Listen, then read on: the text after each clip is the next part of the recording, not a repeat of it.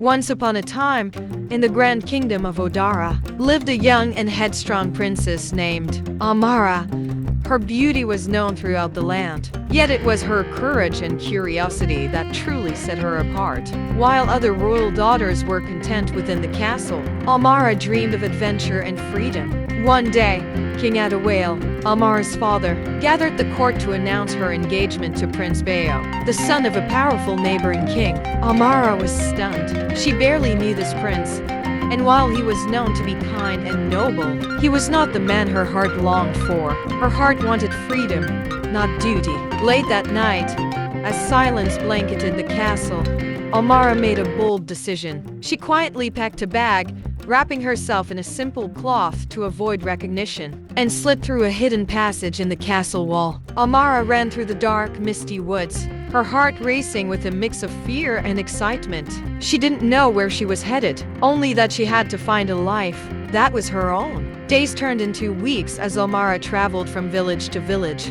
She learned to fish, to weave, to cook with herbs and spices unknown in the rural kitchens. She grew close to the people she met, who welcomed her as one of their own, knowing nothing of her royal blood. To them, she was simply Amara, a kind and hard-working young woman. She found peace in her simple, newfound life. One evening, she arrived in a village nestled between lush hills and rolling rivers. Here, she met Thund, a quiet, thoughtful healer with a deep connection to nature. Thund was different from anyone she had ever met. His kindness ran deep, and he saw the beauty in life's simplest moments. They quickly became friends, and over time, something more. Her life with Thund was everything she had dreamed of. Amara found herself torn, yet she knew that if her father found her, he would never understand. She dreaded the idea of her past catching up with her, but that day came sooner than she feared. One morning, while she and Thund were gathering herbs by the river, the sound of hoofbeats thundered through the valley.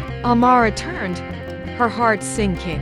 It was her father's royal guards, sent to search for her across the kingdom. She knew they wouldn't rest until she was found. The guards approached and, recognizing her immediately, bowed and pleaded with her to return to the palace. "Your father has fallen ill," one of them said gravely. "He needs you." Her love for her father was strong, yet the life she'd built with Thund was everything she had ever wanted. She turned to Thund, her eyes filled with sorrow. "Thund, I don't know what to do," she whispered. "I can't abandon my father in his time of need, but I can't imagine a life without you. You must go, Amara.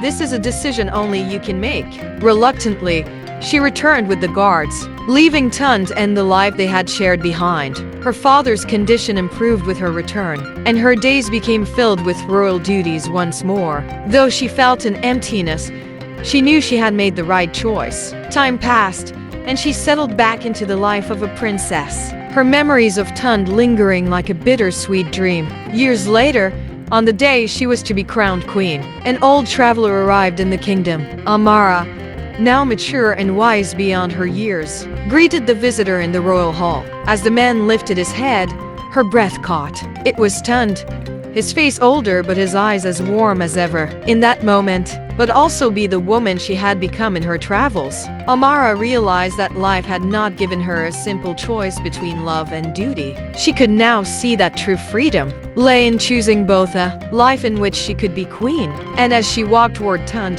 her heart filled with joy, knowing her story was far from over. They both live happily ever after.